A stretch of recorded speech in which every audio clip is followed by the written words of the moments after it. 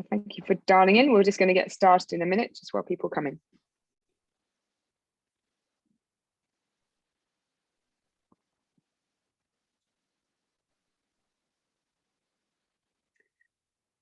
And so, good morning, good afternoon, good evening, wherever you are in the world. I know I've got a time difference with Guillaume here.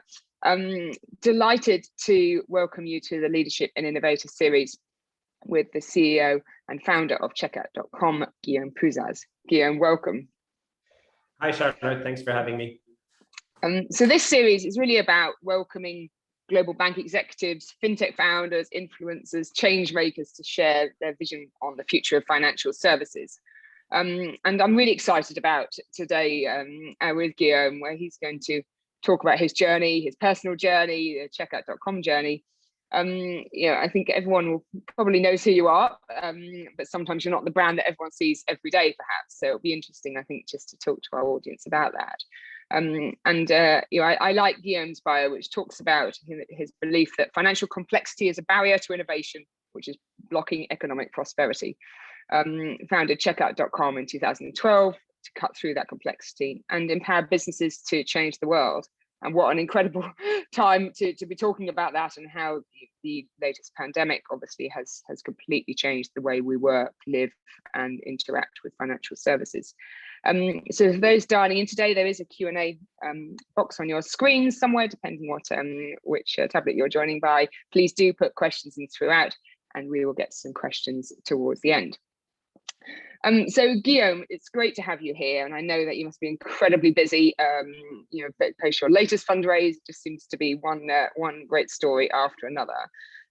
But perhaps we can spend a bit of time talking about your time before Checkout.com. Starting a business is never easy, so perhaps you just share with the audience your own journey, and what inspired you to become an entrepreneur. So I think being an entrepreneur is about solving a problem. So it's that's something that we kind of quite often having in common. You have a problem that bothers you and you want to solve it. And if I look at the journey that got me into an entrepreneurship, my first company was already a payments company, a company called Net Merchant that came before Checkout. And the problem we wanted to solve at the time, because I was US based, is that we wanted to solve the FX or foreign exchange currency problem that people had in e-commerce when they were selling abroad. And the business model at the time was built around, FX transparency to large e-commerce merchants selling from the US to Europe. And fundamentally, what we were doing is a very simple thing, is that we were helping US merchants on the European corridor. So basically UK, GBP and Euro, and that's it. And we were super focused on this. I sold that business a bit too early, probably, but I decided to start again, and that's where we started Checkout, because fundamentally what PSD1 offered us at the time was to become an acquirer ourselves. And when we saw the opportunity in terms of regulatory to solve the problem further, so to become our own acquirer in Europe, we jumped on that opportunity. And I think that was the beginning of Checkout. And you mentioned this willingness to solve complexity into payments. We are of the belief that payments is something that is complex, that is ever changing. You have mature markets, but most markets are not mature, are actually now either in a form of change. And you can see this in Europe. We have TRA, SCA, we have 3D Secure 2.0, we have more APMs than we've ever had, so alternative payment methods. And I think that's the complexity that we help merchants solving. And fundamentally, this is why we're quite excited, because despite being a 10+ year journey of entrepreneurship, we still feel that we're at the beginning, because there's more change and innovation than ever. But to answer your question, I think it's what drove me towards entrepreneurship was the problem that I wanted to solve, was the fact that the way to take payments at the time, and probably still today, can be better. And I think that was a key driver for our decision. And did you have any early mentors or supporters, official or unofficial, friends, etc.? And just interested in that advice you were given, when you started out.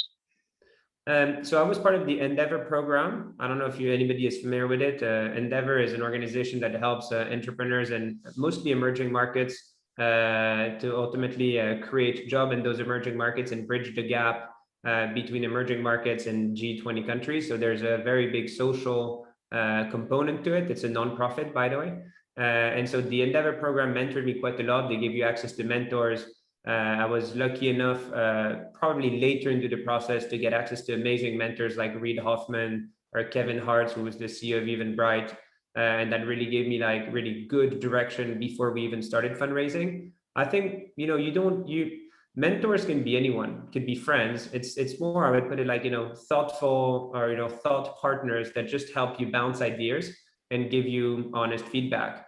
Then there is so much literature on the internet. I know today everyone is talking about Clubhouse, but you don't need Clubhouse to listen to smart people speak or read books of great leaders. So I think, consuming content, educating yourself continuously was always a big part of my journey. It's something that I still keep doing, and happily I enjoy it. And I think it then becomes a combination of three things: the right mentors that you can try to get, and they don't need to be famous people, just like, thought partners. The content that you read on the internet and the way you educate yourself. I read a lot, and now, as a matter of fact, I listen to a lot of books because it's more convenient to listen to Audible sometimes than reading books. And then the third thing is like real life experiences and iterating against those. And really kind of reviewing your decisions, and if did I make a good decision or a bad decision, and trying to understand why it was a bad decision if it was one. You've spoken before, and I've seen interviews with you. You're quite public about relentless work ethic and travel schedule. Be interested to see how whether the last 12 months has changed that. Do you think that comes with the job as an entrepreneur? And how do you find that balance? And do you think that's something that faces all founders, and does everyone deal with it in different ways? I think we all deal with it in a different way. Funny enough, I was on the phone literally an hour ago with a CEO of a large German company who tells me he really enjoys the 9 to 5. I love what I'm doing, and I don't see working as a painful exercise. Actually, I wake up in the morning thinking about my job, and I go to bed at night thinking about my job, and I very much enjoy it. The same way that a sportsman would actually, probably like Roger Federer thinks about tennis all day, I would imagine. So if you enjoy what you're doing and you get a drive from it, and the drive is not the valuation or the article in TechCrunch, the drive is actually creating value. You mentioned in the first part of the call that, we enable others to change the world. And it's true. We're a true B2B business.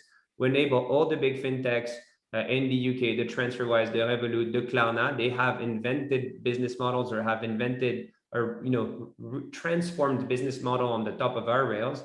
There's companies like ByteDance doing the payouts globally for them. They're like, we sit behind, we have no need to be in front of the customer in terms of the end customer, but knowing that you're the infrastructures of people and that you solve the problems that these kind of merchants or businesses are facing is immensely rewarding. It's rewarding and challenging. And I think if I go back to what I told you before, like, we always enjoyed solving problems. I think that's in the entrepreneur's DNA. And we are like, the more problems you send to us, the more excited we are in a way. And if anything, with the dynamism that we see right now and how complex the overall world is, we have plenty of work. So I think it's like, yes, you need to, I work a lot, but I really don't see this as a burden.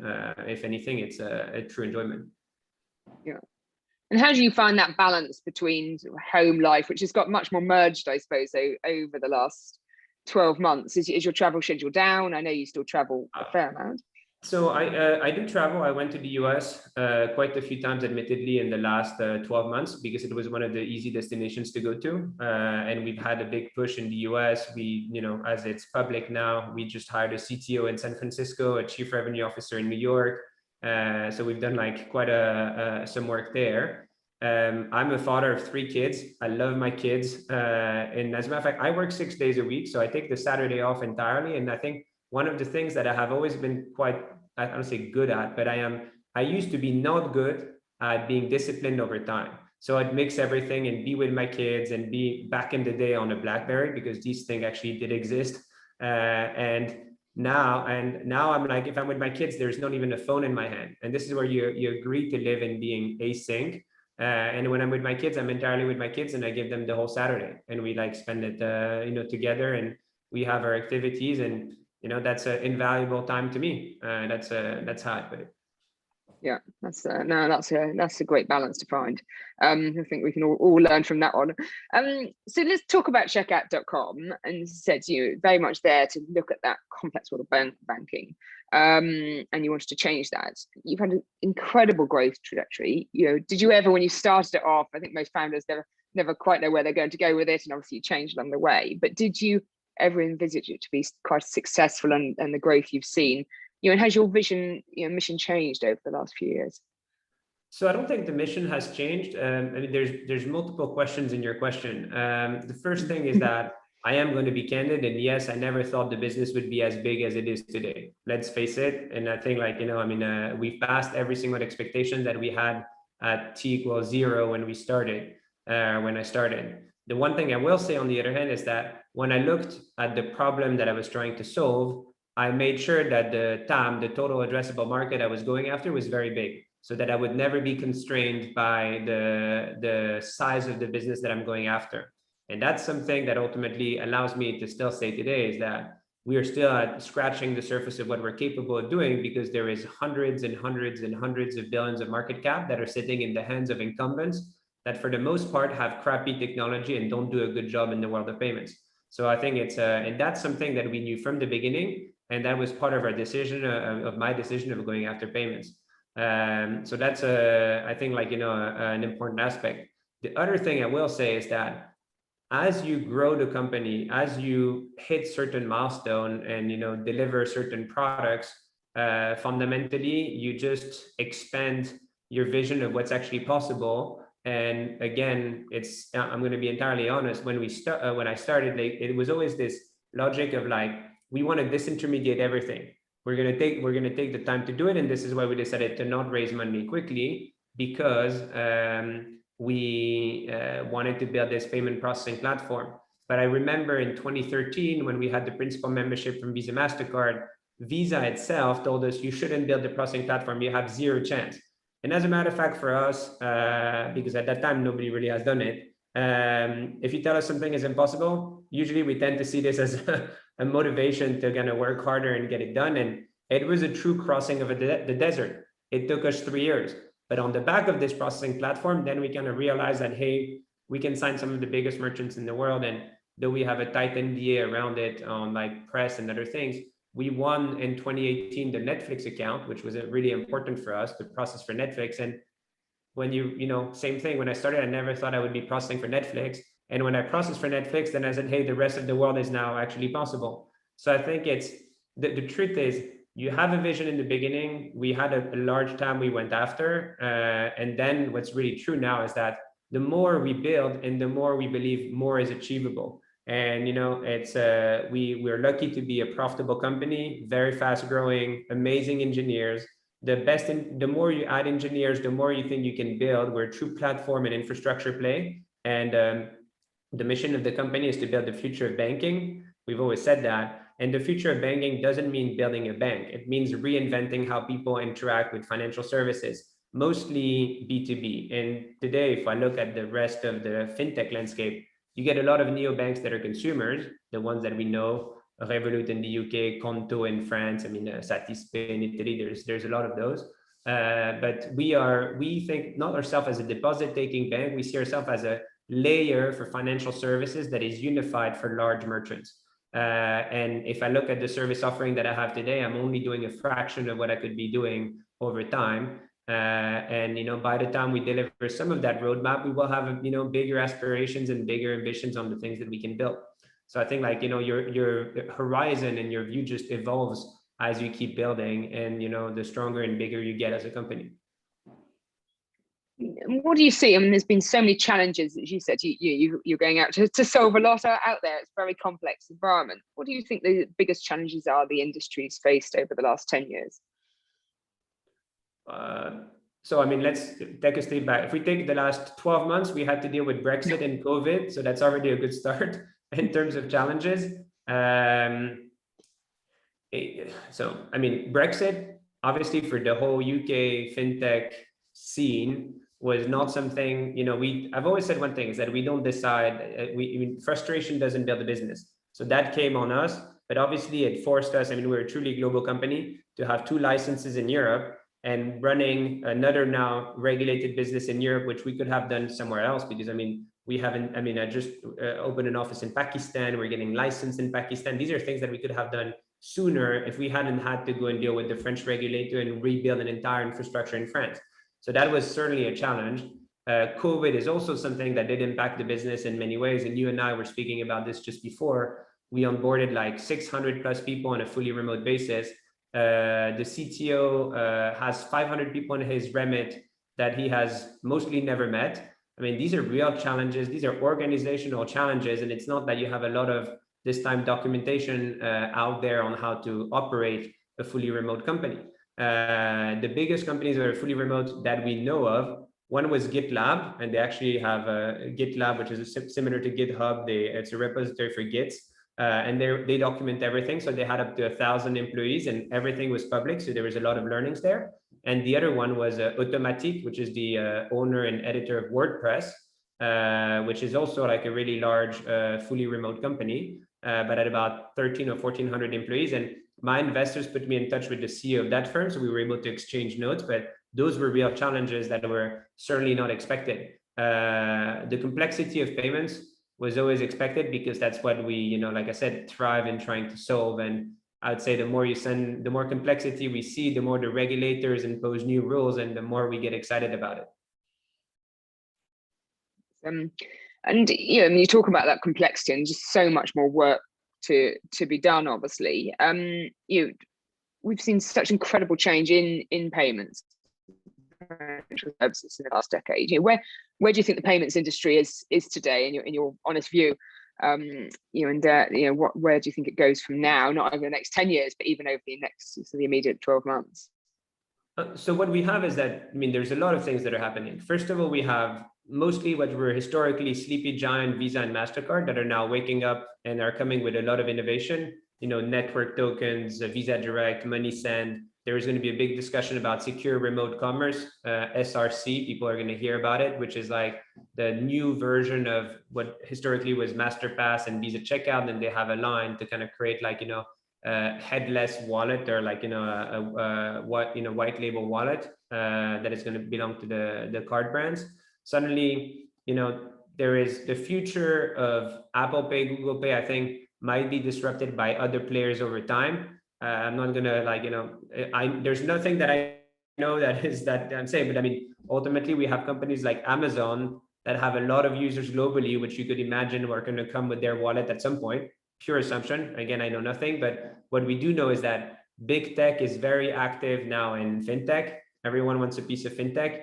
And some of these companies have very considerable resources. So there is what you see from the historical card brands, which are the giants of the industry. There is then the regulatory opportunity, which actually I forgot to mention, everything that is happening with open banking. And open banking now is becoming a very real product. We went from like just being able to move money to we're able to now do refunds, or it's actually coming. And you just need to add consumer protection and you have a true payment method. So I think like that's going to be really interesting. And then you have all the future of payment methods. And which is something we always say to our clients, our merchants, is that we don't have a crystal ball. We cannot tell you what the future is about, but we're payment partners and we unify all these payment options through a single API. And if something is new and starts like getting grip or starts growing, you can be sure that it will be on the platform because we have aligned interests. So we kind of future-proof their payment needs. But what I would say is that we are at a time where there is more dynamism in the payments landscape than there has ever been. I mean, if you look at it historically, there is not much activity. And now even the companies, the two clients of ours, Grab in Asia or Kareem in the Middle East, both of them want to create a wallet. Seems everyone wants to be a fintech company. So I think like you start as a mobility company and you end up wanting to build a wallet and do all the financial services because you have a direct to consumer relationship. So I think that's really participating to dynamism that we see in the fintech landscape. And actually, one of the questions, and I think it might be pertinent to people who aren't so aware, is around talking about two main direct competitors in global online payments being Adyen and Stripe, and just where does Checkout.com differ from those two? So let's first take a step back. The three companies that you mentioned are less than 10% of global e-commerce. Actually, they're probably less than 5%, starting with the basics. So that's one thing we need to put out. Then the way we are different, the three of us, is I'm going to start with the one that is easier. Stripe is always about SMB, and they're still about SMB. They take their approach is that I will simplify the payments and give you a self-serve platform so you can go and grow the GDP of the internet in their own words and start accepting payments in a very simple fashion. So like they will give you basically, say not a template, but nearly, they simplify everything. And then you grow through the platform, it's fully self-serve. We've taken an approach that is completely different from that. It's just like, we go with big enterprises, we customize and we help them solve their complex payment problems. To give you an idea, the largest social network in the world has 4 different integrations to us. And like they have, because ultimately their instant messaging has very tight privacy rules, which are different than their ad business, and there's different than their marketplace business. So there's not a one solution fits all for large companies. As an SMB, yes, you're happy to take the simplicity, but our business is to chase the basis points and help people optimize. That's a very different business. So I think here we are in spirit, we're completely different. I have 1,600 clients now. I know all of them. And, you know, for us to be truly successful, we need 35 to 100 to 4,000, not more. So we really operate, I think, in different segments. Adyen, on the other hand, I think, like, you know, in spirits, we're much closer because we both tackled the enterprise space. I think we have much better technology, but I would be probably biased because, you know, I am the CEO of the competitor, but it's cloud native. It was built recently by the best engineers when they essentially took back Bibit, which they had sold to WorldPay, and put a new logo on it. Even Adyen in Suriname means one more time. So it's like the same technology they were using 15 years ago, certainly a proven technology, but not the latest technology. And then the second thing is that they did a big play in omni-channel when we are 100% dedicated to the internet. I think the best entrepreneurs think in 10 to 20 year increments. And, you know, I don't need to even to think in 10-year increments to think that a point of sale machine looks like an old TV from the 80s that is black and white when I go into a store. I think that this is ripe for disruption, and investing in building the infrastructures to support the point of sale industry is not something that we find exciting. So we decided to be the best at the internet with the best technology and focus only on large enterprise merchants. And fundamentally, that's what excites us. And, you know, historically, we started in the same space as Adyen, but now we moved out. There's really like, they went on full retail and that's what their focus is. Then when we like the online space. And I think like the other thing I will say, and this is something you see a lot of use cases in marketplaces, there is, and maybe we will talk about it later, but there is almost as much business in payouts than there is in pay-in. So historically, we were a pay-in business, which we'd help websites take payments, collect payments in all currencies, and, you know, like, again, transparencies of fees, granularity of data, the right integration for the setup that you have. And fundamentally now our fastest business unit in terms of growth is our payouts business.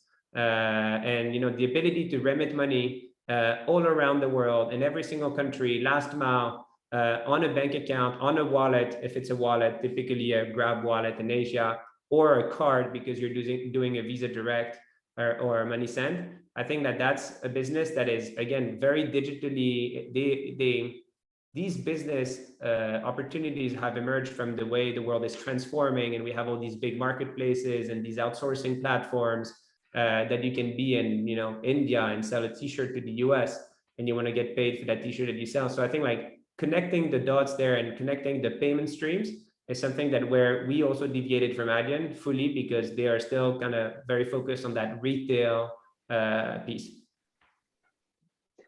And, you know, you touched on the pandemic and just, you know, the incredible change over the last 12 months, probably the way you run your business, but also your customers and how they're adopting FinTech. Apart from the challenges of physically getting around the world and everything else that's changed, what other challenges have you faced over the last 12 months, and how's the pandemic, you know, accelerated the demand for the checkout.com service? There is winners and there's losers of the pandemic. That is certain. I think, you know, we've seen firsthand in our portfolio of merchants, people truly suffer through the pandemic, and especially what becoming like, I think nobody could, expect it would last that long. So people like, reviewing their business model and thinking they would have 3 months without sales, and then it's like 6 months without sales. And like, it's really difficult to see businesses suffers within your portfolio. And here we're really thinking travel first, but also everything that has to do to experiences. So, there's a big business, the Get Your Guides, Head Out, that actually sell just like the big guy in London. Here's a ticket. So in London, you had the summer, it was still reasonably okay, but all around the world, these businesses have suffered quite a lot. Mobility suffered quite a lot in the beginning, but then kind of managed to make it back, especially with food delivery, because a lot of the big mobility companies have a food delivery component, without going into too much details. And then obviously on the other side, certain aspects of our business have accelerated immensely, and we were delivering in 2020 against certain merchant cohorts the numbers we thought we were going to deliver in 2023, because we had like, a 3-4 year acceleration. And I think like that's the other reason, that we're always excited about our business. Checkout to a certain extent, because we focus only on the internet, is like, is almost like an index of what's happening in commerce on the internet on a fully diversified basis. And a lot of these accounts just grow by themselves at like 30-40% every year, sometimes more. And what we've seen with the pandemic is like a huge acceleration. So on a net basis, yes, I think we're one of the winners of the situation. We certainly didn't ask for it. Yes, investors recognize that. But the reality is that it's there's no sign of slowing down, because now we are in I don't want to say like a steady state of COVID, but the reality, we see that transformation just accelerating. The world of technology right now has never been, I think, stronger, and you can see this in public markets and everything else. But since we've raised the money in November, it was announced in January, but it was really November. The business has grown quite significantly already, more than we had anticipated. Was that fundraise always anticipated, or was that very much in response to that, that acceleration of demand?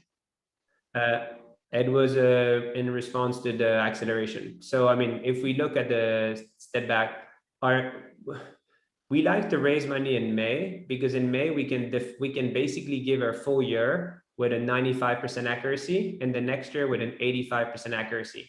And the reason we do this is that we have the cohorts, and we have enough historical cohorts data to be able to model how our portfolio is growing. And you just have cohort economics, which is something that's kind of important, because it really gives you a good base case. And then you have the net new revenue that is the results of your sales. And then what, based on the geography, based on the size of merchant, based on the vertical, you more or less can estimate when they're going live. And somebody who spends usually they'll spend 6 months negotiating with us, takes time, like doing the statements of work. When you do these big migration projects, like moving tens of millions of tokens, 2 months on negotiations of contracts and everything, people will go live. This is like, we have no churn in the business. We deliver on the product side. When people decide to, change their payment providers to move to checkout, they will give you the volume. And so we can estimate very clearly our up to 18 months of revenue.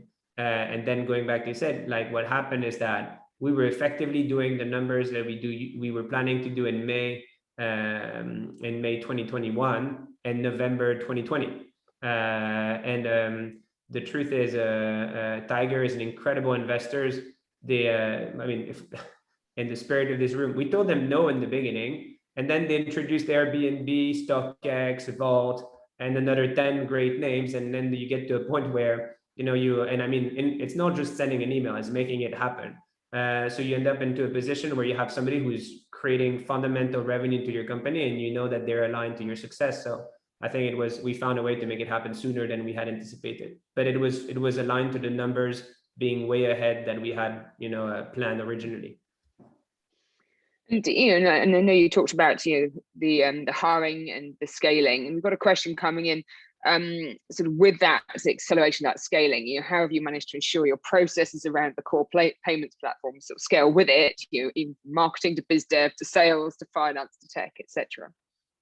Scaling a business is probably one of the biggest challenges that I have for me as a CEO, simply because I was never the CEO of a 1,000 people company, and certainly not where we're going in the future. So now I have more mentors than ever, as a matter of fact. So I take a lot of advice from my own investors, other CEOs. I mean, there is like, these are real challenges, and people would be lying to tell you that it's like flawlessly executed. We try to be as methodical as we can. We've always been pretty thorough on this. So we like to plan. I joke that I'm very Swiss and very organized for certain things.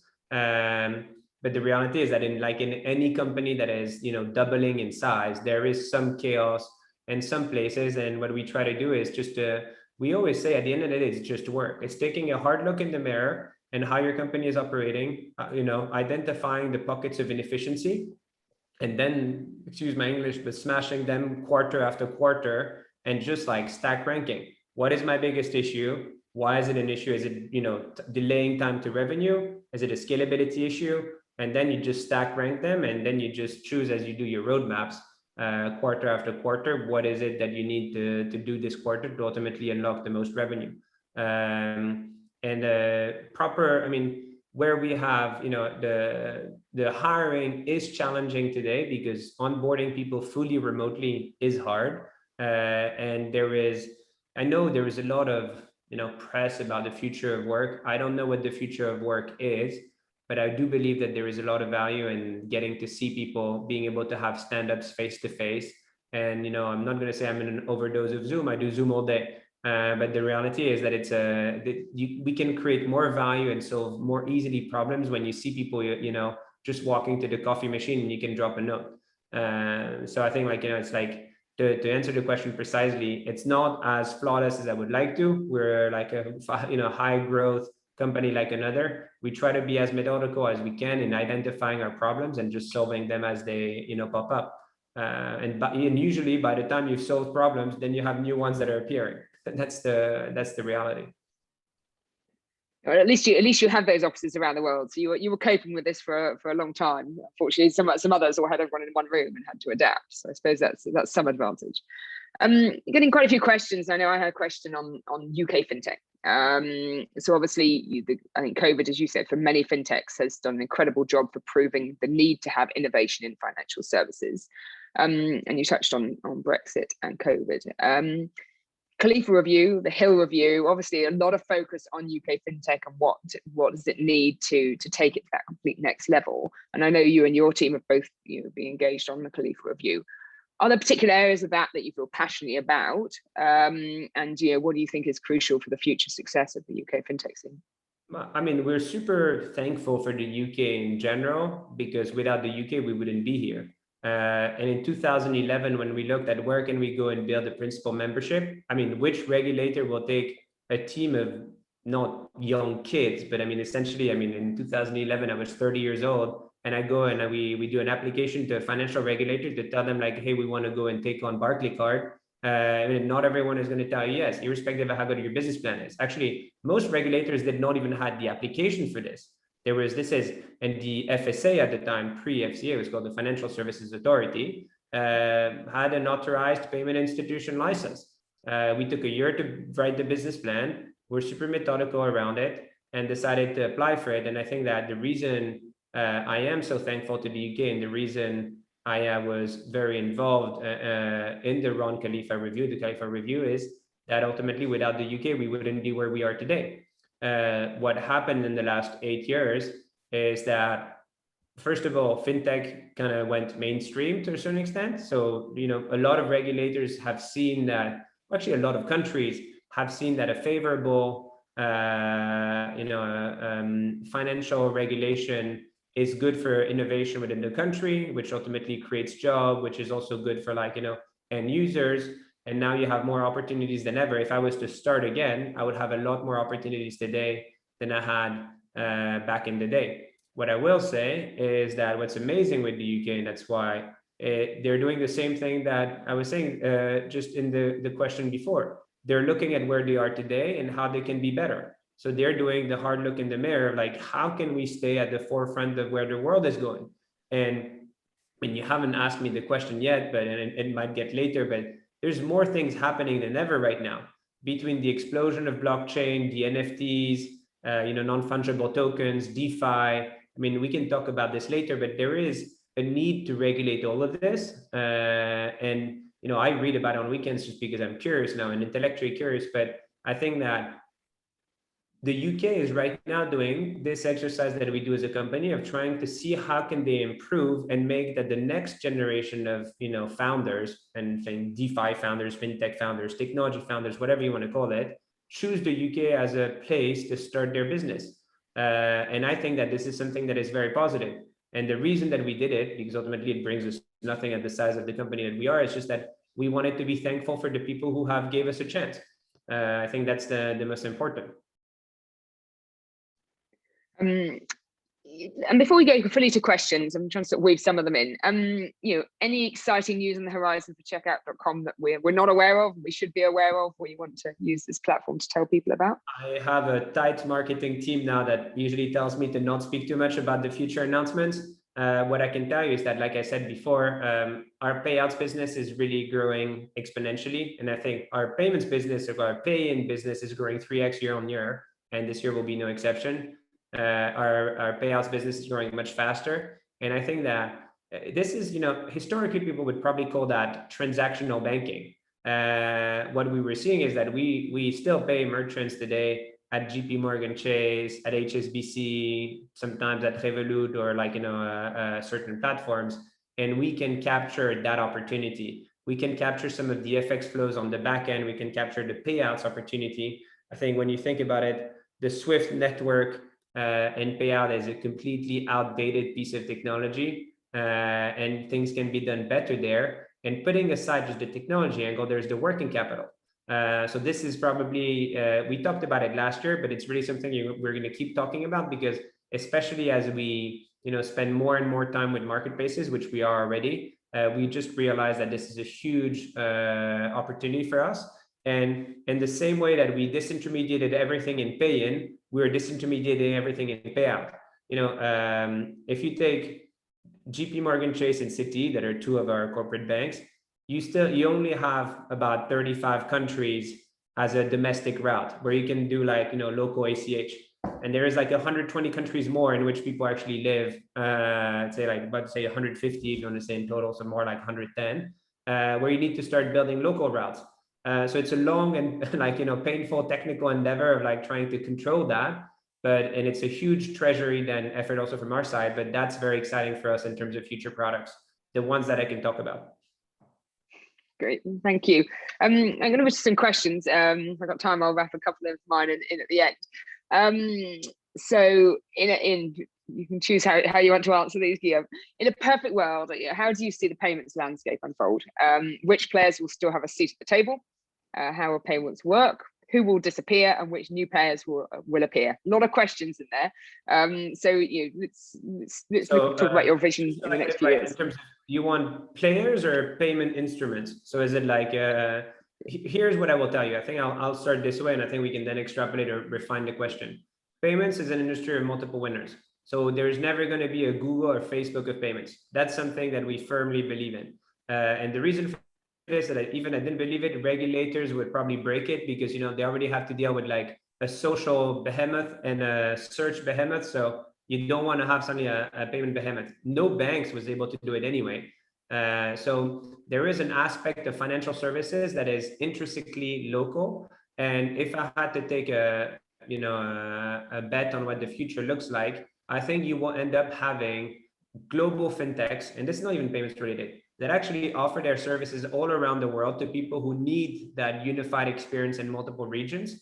And then you're always going to have local players, the same way that Barclays in the UK will always exist, because there's a need for Barclays, because certain people want to deal with a UK bank, even if I'm not going to say they have an inferior product, even if they have a different product, but it's the way the world is working. And I think that if you take now a more refined view of this, I would probably say that there's going to be 10 global payment companies. And if I had to put people into those global payment companies, I think it's fair to say that you're going to have PayPal and financial in there. You're going to have Stripe, Adyen, and Checkout. There's probably room for another 5 more, because, again, like I said, we are the last 3 names that I mentioned to which we belong are only a fraction of what e-commerce is. That's the reality. Thank you, and thanks for the question, Alina. You asked, what will your next target markets be outside the UK? Are you able to comment on that? So I mentioned Pakistan before. We're going to Pakistan because one thing that we have seen is that in large population countries, there's always a lot of transactions at the end, so that you can correlate pretty easily. There's 200 million people living in Pakistan, and for us, we could have been into India, that is hyper competitive, to which we're going as well. But we decided to go to Pakistan first. We're already quite active in Pakistan, so I think we work as a payment gateway, so we're not the financial services partner, but we're doing full license and going into the Pakistani market with great hope. And then, I mean, if I was to give you my roadmap in Asia, so if we start, Pakistan is like fully in motion. The roadmap where we have like endeavors that are started with regulators, Japan, Philippines, Thailand, Malaysia, that's for Asia on top of what we have already. And then Chile, Mexico, Colombia, because we already have Brazil live. And I think it's again, one thing that we do have, and I guess it's also it's thriving in complexity, is most big fintech companies at some point just stop and focus on the G20 countries.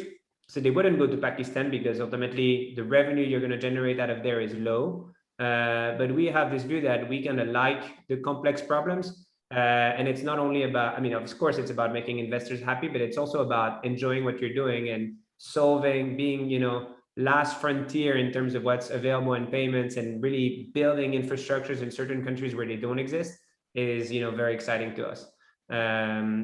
One thing, by the way, just because it's a good rebound on the previous one of the questions you asked before, one of the biggest challenges that you have today in fintech when you run a global business is the data onshoring rules.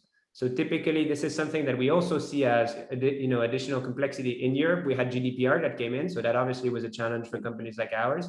But what you get is that typically in India, you have very strict data onshoring rules. I need to run my AWS infrastructures in full into India, and this is actually creating complications for us. Is that you will, and I think that this is not going to stop. So I think more and more countries and parts of the world will say that, hey, if we give you the financial services license to operate in our country, we want to make sure that the data stays in our country. And here you have the simple use case, which is, you can just replicate the copy, very easy to do. Or we want you to run full infrastructures here, at which point it becomes a lot harder. And it seems that the data rules in all countries are like kind of changing. So I think that would certainly be a challenge in the future that will, it's not payments, but it will impact payments. It's interesting because I've said the same several times. I'm surprised that not more fintechs are looking at developing and emerging markets, because in many cases there's no financial services, or it's more tech fin. Do you think we're going to see more developed markets going into developing markets, or do you think that we're going to see that innovation? I think that most people are driven by the profit that they generate, some of which because they are loss making, so they ultimately need to create revenue and focus on revenue. I'm not telling you anything that is not public. PayPal drives 95% of their revenue out of 5 countries.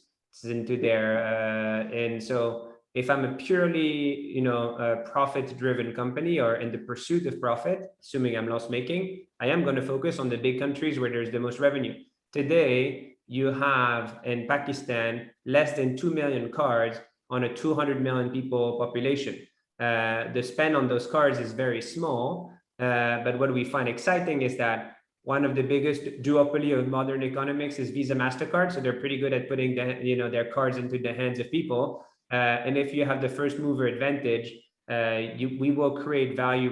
First, there is the challenge today, and then there is long-term value. And what it comes down to us as Checkout, and for me as the CEO, is find the right balance between very emerging markets, which ultimately make no money but are intellectually challenging, and doing a lot more mature G8 consistent revenue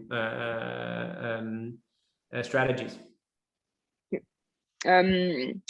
Changing different type of question. You mentioned Checkout is being run in the cloud. Just could you elaborate on that? On which cloud, and what are the benefits of putting it? We are 100% AWS company, and each time we are approached by Google Cloud, we go back to AWS and we renegotiate. So one thing is we could this was a decision that we made in the very early days of the company. It's difficult to run a multi-cloud strategy, so let's face it, but it's something that we will have to do one day. But for now, we're 100% AWS. I mean, now I don't want to be too specific or boring for the audience, but when you run a Visa MasterCard processor, you have physical infrastructures that need to be hosted that actually belong to Visa MasterCard, called an EAS and a MIP, and they need to be hosted into a physical data center. So we also have 2 data centers for full redundancy, where we have 2 of these basically pieces of hardware. And you can only work into a data center that has a direct connect to AWS, which is like a direct fiber line that is dedicated, that you pay a lot of money for. So your cloud infrastructure, in which everything is happening when they send a transaction, it goes to your piece of hardware, and you can manage uptime. You know, for companies like ours, uptime is table stakes. I mean, 5 nines is table stakes, and all of this is that because we have the right infrastructure. But I would say we're 99% cloud and 1% physical, because there's no way today to connect to Visa MasterCard on a fully cloud basis. Thank you. Question about wallets, which you talked about, and the survival of those wallets. And do you think open banking is a headwind to that? I think open banking is both a headwind and an amazing opportunity. So it's going to be quite interesting what's going to happen there. A lot of people, if you would have asked them the question 2-3 years ago, would have told you open banking is going to thrive while being connected to a wallet that is branded to a brand that you know. So again, I know nothing about Amazon. And by the way, it's not my client. I have a few of the FANG, but I don't have Amazon.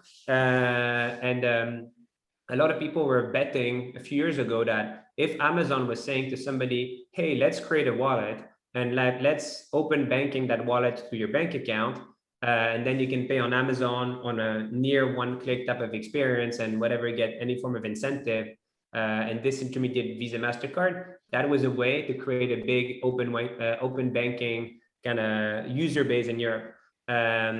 Open banking right now, and we've seen it in our own merchants, is still very nascent, but it is a good technology. I think it's just a matter of cracking how you really bring the open banking experience and make it consumer friendly. I think one thing a lot of people forget is that with Visa MasterCard, you have the consumer protection, which you also have with PayPal, by the way, which is actually, and the consumer protection is in people's mind one of the most important things for a payments instrument. So when people tell you, I use a Visa because I feel the transaction is secure, they probably don't even know why it's secure, but they just feel better about it. And I think open banking, because it's unbranded, has an effort to do there and has to figure out the way to do a chargeback or a dispute, is that if I bought something and I'm not happy with it, I have a way to get my money. But then this means having a regulating body on top of it. And hence, I think that open banking is still, probably a few years away from prime time and from being able to eat into the Visa MasterCard revenues. And I'll do a couple more questions. There's so many here, so I'm trying to pick from some of them. What is your approach in regards to Bitcoin for businesses who want to include the payments technology around blockchain? I quite often feel like an idiot when I have dinner with my friends, because I'm the only one who never bought a Bitcoin, and it seems that it's a fast-growing asset. Let me put it this way: we tried to do Bitcoin payments a long time ago. It didn't work. It was super slow. It was just like ineffective. I mean, we sell performance, super low latency. It was just not the right fit for our merchants. Do we believe in blockchain, and do we believe in the benefits of blockchain and what we can do with it? Yes, 100%. And that's why we went into what was originally called Libra and now called Diem, and decided to work with some of our clients and a group of very smart merchants, Shopify, Uber, Spotify, Facebook, to ultimately try to have the ability to be around the table as really large merchants kind of discuss how we can use blockchain and digital currencies to ultimately facilitate commerce and reduce fees to merchants. So I think we have great interest in the possibilities that digital currencies will bring to commerce. I can certainly not speak about Diem now, because I'm tied to some pretty strong confidentiality agreements. What I will say is that Bitcoin and currencies as we see them today are not meant for commerce. I don't think so. As far as I know, nobody buys anything with it. Although apparently you can buy a Tesla now with Bitcoin if you really want to, but I think it's not something that our merchants are asking from us, and it's not something that we see a need for in the immediate term. Now, taking a step back from this, if you go and focus on blockchain specifically, there are amazing applications with blockchain and smart contracts and DeFi and non-fungible tokens. And I think that what's going to happen is you're going to have the real world that will basically come with real concrete problems to solve that the DeFi and NFT world would actually be able to solve. And you can think about very basic example as, you know, your tickets to go see your football game on the weekend. If you had, you know, a ticket that is associated to a single hash and an NFT, and that this you can control where that hash is being sold at any given point in time, there would be no black market. It's very simple. You would be able to track. Or like, I'm a singer, I edit the song, and I will actually know each time my song is being played all around the world. It does require interoperability of blockchain behind it, because right now almost all NFTs are minted on top of like Ethereum. And I think, but we are at a very interesting point in time in technology, and I think that blockchain will be all around us in 10 years time. I think this is, you know, we are like in the early days of the web, and in the early days of the web, we decided that TCP/IP was the protocol. So I think there's a bit of work to decide what is going to be the protocol of blockchain, and then a lot of amazing applications will gonna stem from this. If anything, I have a friend of mine who is working on a blockchain application for coffee, which would allow for to hash the grain of coffee from where it's in Honduras all the way to your cup in London. And so you would know if it's like, you know, fair coffee, you would know how it, you know, you would know everything about the coffee, essentially, in a completely unique way. And these applications will obviously need online payments. Are these online payments needed? Because quite often, like this, I give you a physical example, but quite often they would be digital, like I can say a ticket or something like this to see a concert. There will be a need for payment. Is that done one day through a currency that is digital? That like we are like too far in and you know, theory. But it's a, let me put it this way. I think the best way to summarize it is that when you have a lot of smart people that look at the problem, when you have a lot of venture capital money going into the industry, usually good things happen. And if you look at, I mean, I read the same news than most of the people in attendance here. There's a lot of money going into blockchain related projects right now. And there's a lot of very smart people that are spending their time trying to create applications. So I think we'll see good things there. Just maybe one final question on SPACs. There's a question about IPO, and I'm not going to put you on the spot on that one. But what is your view on okay? So what's your view on SPACs, IPOs, direct listings, and everything in between? I'm sure you must have bankers, SPACs, and exchanges around the world courting you. I was speaking with the global head of technology at Morgan Stanley 2 nights ago, and I answered it this way. Today, our mind is 75% direct listing, 25% IPO traditional, and 0% SPAC. And that is very specific to us. And the reality is that by the time we go public, this will probably change. But the reality is now, if I take a step back, SPACs, there's a huge trend around it. And again, I think it's a form of innovation, but it's a form of innovation with very little empirical data to really study how, you know, the quality of the outcomes. And so again, it's an understanding, why would you do this if you don't need to do it? You know, why would you choose a SPAC versus the other first two routes that are, I'd say, more proven, though direct listings, there's not that many. Grab is in discussion to SPAC itself with Altimeter, which is also an investor of ours, at a 40 billion valuation. So it would be the biggest SPAC. And I think that that would be an interesting use case, but you want to see how these things operate over time. And for us, one thing I will say is that after putting 10 years of, you know, untethered and, you know, ultra dedication in this company, I don't think we want to innovate on the way of getting to liquidity. So I think like that's why SPACs are not for us. The last thing I'll say on SPACs maybe is that what's going to be interesting is next year, because SPACs have a 2 years life expectancy. And next year, we're going to have a lot of people that are going to get to the end of their 2 years. So they will need to go and take companies public, or they will have to return the money. And one thing that will be interesting at that point in time is to see if sponsors take bad companies public just to make the money, because we have so many SPACs out there. So that will be an interesting time for, economical history and, what happens in public market. If we're now done with the SPACs, we're back with direct listing and traditional IPO.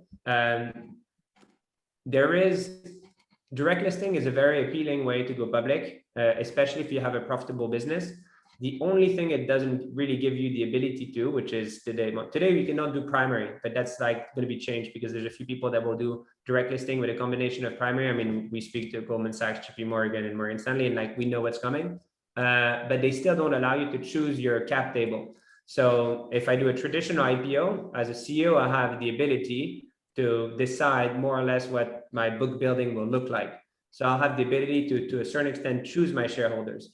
Who do I mean, if assuming I'm an oversubscribed IPO, which kind of seems standard these days in technology. And so there's a lot of upside in being able to choose who are your investors, because if you truly want to build an enduring company, you don't want people who flip you on the first day because your IPO pops. You want to choose people that are going to be with you for the long run, and are committed to your cause, and people that are be like really truly patient and a capital with you.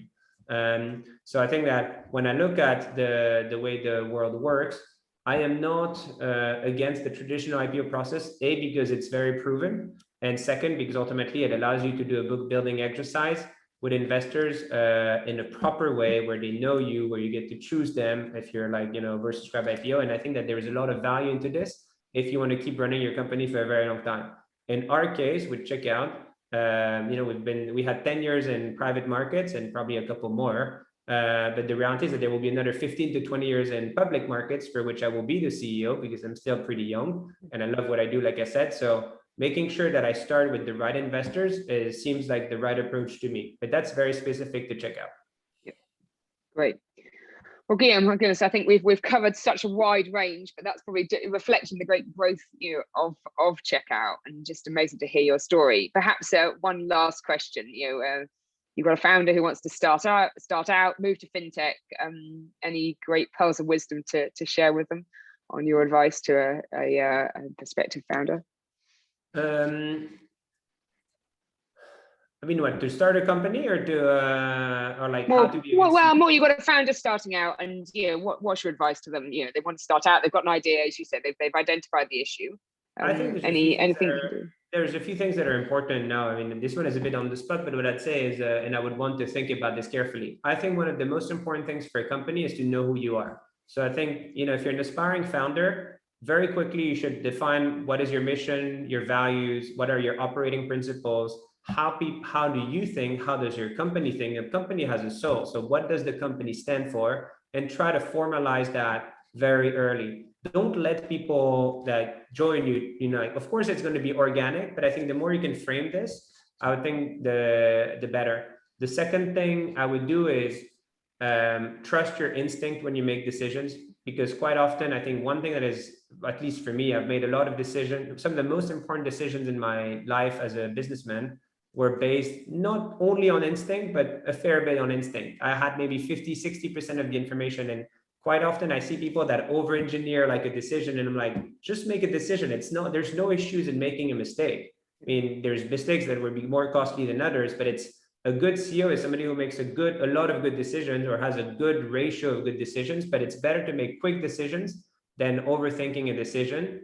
And then the last thing, if I had to choose three, I would probably say like lead with empathy. So it is very important to listen to your people and feel what they tell you. And here, I mean, I'm not referring to other CEOs into the fintech industry in the UK, but I am a big believer that a company is only as good as the people. And I think you can give a framework to your people. It's very important, but it's also very important to listen to what the company wants, what the people wants, and the people of a company are the catalyst of what you're capable of doing, and the aspirations, and these new ambitions new projects that you want to do. So being having empathy is probably one of the most important things for a good leader, and never forget that, because it's quite easy to forget it as you are head down and like, forget some of the basics. Great. Well, thank you, Guillaume, and appreciate you so gracious with your time and being open to so many different questions. Really appreciate it. I mean, incredible good luck for the transformation agenda for this year. I know it's just must be relentless, but it's great to hear your passion for it and just your ability to respond to so much change at so much at the same time. Thank you for your time. Thanks to everyone for listening. The next big thing on the Innovate Finance calendar, but actually for UK FinTech, is UK FinTech week of the 19th of April. I know that we've got one of Guillaume's team coming in to join us there amongst many, many others around the world.